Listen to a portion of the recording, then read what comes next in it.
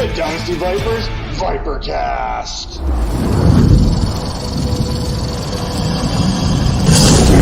As we look at the AFC North, we have to turn our attention to the Pittsburgh Steelers now. And at 9-8, this is a team that could be on the rise or they could be down. We don't know which way they're going to go here in 2023. But last season, it can't be any worse than it was, right? They only scored 308 points. They allowed 346. That was a differential of negative 38. Their passing offense, pretty much non-existent. They only threw for about 200 yards per contest there, while their passing defense was allowing 222.3. That was 19th in the league. Their run offense was averaging 121.9 yards per contest. That was 16th in the league, while the run defense was allowing just 108 yards per game, which was 9th. Now, the run offense should be much improved here in 2023 because of some of these additions that they made. Now, the Steelers, they entered this offseason with a plan, and you know what? They executed this pretty much to perfection. First, they needed to address the offensive line, which was pretty offensive last season, if I'm being 100% honest.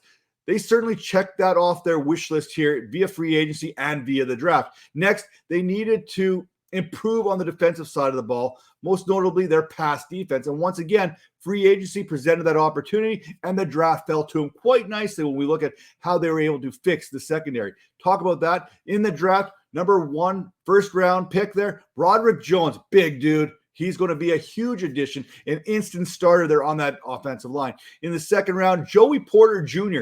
Not only is this a great story for Pittsburgh, but this is a great addition to the team. In the second round, a little bit later, pick number 49, they were able to add defensive tackle Keanu Benton out of Wisconsin, another guy who's going to be one of those guys in the trenches there that's going to be able to make a big difference alongside Cameron Hayward. In the third round, pick 93, the unicorn himself, Darnell Washington. He's basically like a unicorn, but built like a Clydesdale. I mean, this is a man amongst boys, even at the next level here. He's basically another offensive lineman here that can catch the ball. In the fourth round, pick 132, they also went back to Wisconsin. They got themselves edge defender Nick Herbig. And then finally, they were able to get in the seventh round cornerback Corey Trice. Then when we talk about free agency for the Pittsburgh Steelers, a place that they had a little bit of success, I think they broke about even here, which is more is what you can expect. They added Patrick Peterson. They added Isaac Samoa there, the guard out of Philadelphia. They added linebacker Cole Holcomb, guard Nick Herbig there, and linebacker Landon Roberts. Their losses, cornerback Cam Sutton, linebackers Miles Jack and Devin Bush. They also lost safety Terrell Edmonds and cornerback William Jackson. Biggest move for this team, it is addressing this offensive line. Surprisingly, the Steelers only allowed 38 sacks last season, but then again, they were only averaging 6.4 yards per attempt passing, which was the 5th lowest in the league.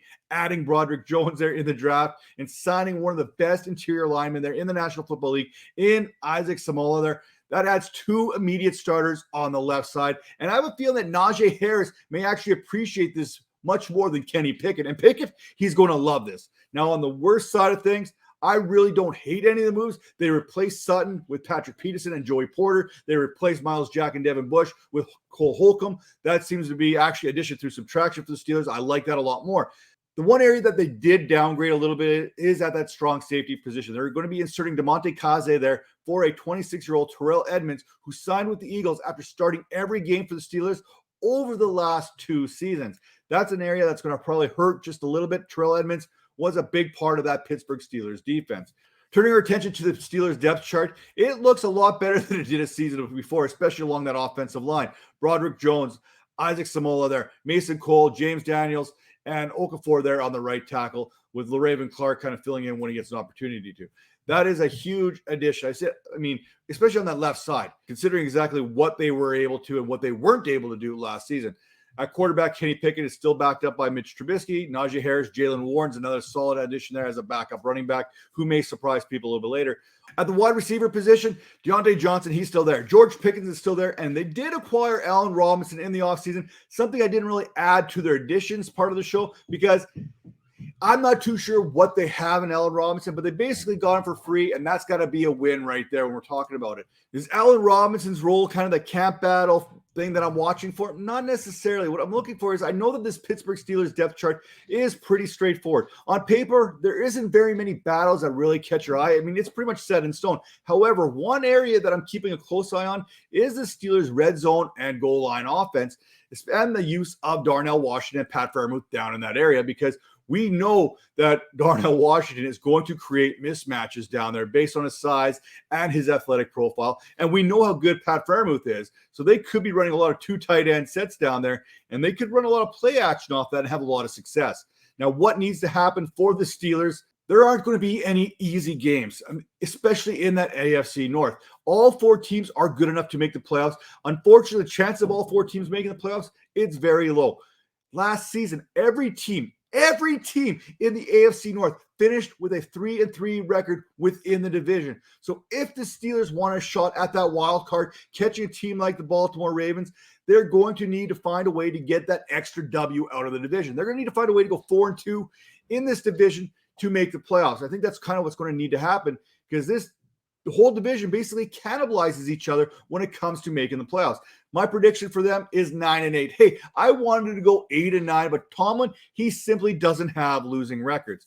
On the fantasy end of things, let's talk about the top 5 fantasy assets on the Steelers team. And at number 1, it's Najee Harris. Huge improvements to the Steelers offensive line that saw Harris average 1.7 yards before contact per attempt in 2022. And Harris, he still managed to finish 2022 as the RB14 in PPR.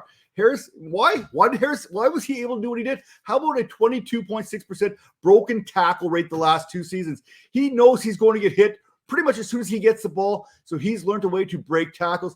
That left side improvement, I'm expecting Harris to get a lot more opportunities down the field before contact. At number 2, Deontay Johnson, something has to give.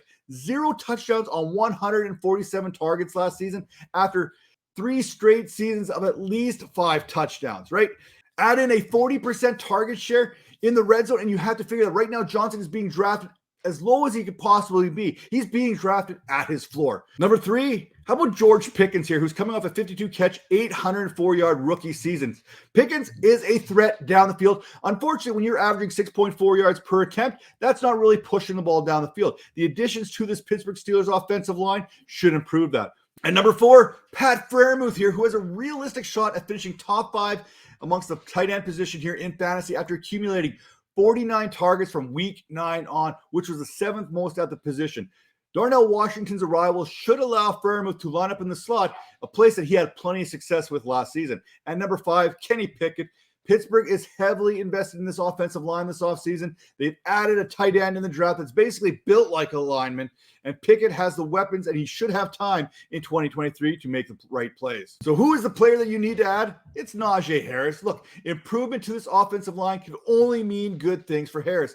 Harris was 6th in opportunity share last season, seeing 272 attempts on the ground and being targeted on 53 occasions. He would also go on to record the 8th most total touches. As the season went on, this Steelers offense, it actually improved quite a bit, and that includes Harris's fantasy production, as he was the running back 7 on a per-game basis from weeks 9 through 17. Now, the biggest bust, it's George Pickens. I'm sorry. The guy is young. He's talented, but I think the reason I see this is because I think we're all too low on Deontay Johnson, and there's no way that I'm buying Johnson's ADP as wide receiver 32 and Pickens as a wide receiver 33. I can think of at least 10 receivers that I would select over Pickens right now. Hey, I'm all in for Pickens to prove me wrong. In fact, I welcome it. I just can't get behind the hype. This feels like a Gabriel Davis type hype train going on here, and we know how quickly that got derailed in 2022. Now, looking at value, Deontay Johnson is an absolute steal right now. Basically, he was the first receiver ever to see like 110 or 120 targets and not score a touchdown in a single season. That simply won't be the case in 2023, will it? No, it can't be. It will not be. When you finish 5th in first read targets, 130 of those targets were first read targets. It means the quarterback wants to get you the ball. Pickett has eyes for Johnson. You probably should too, especially considering that ADP currently has him as the wide receiver 32, and that is a screaming value right now heading into your drafts.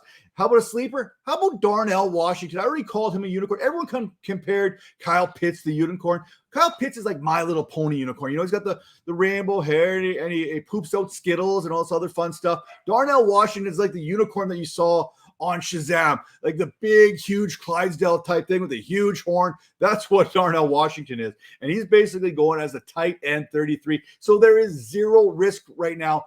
Redraft leagues, he's probably not even being drafted. So he's a stash and grab if you're into that whole strategy. Now, I will be willing to bet that there is going to be value in a 6'7", 264-pound tight end down in the goal line who happens to run a 4.6 40 and jumps out of the gym, has a short shuttle in the 97th percentile. So those small areas, he is going to be losing defenders left, right, and center.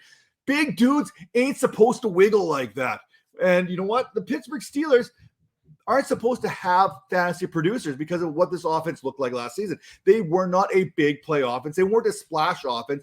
But right now, they have some pieces in place because of the improvements on that offensive line that should allow them to have some fantasy consistency each and every week, something that wasn't there. It was the consistency.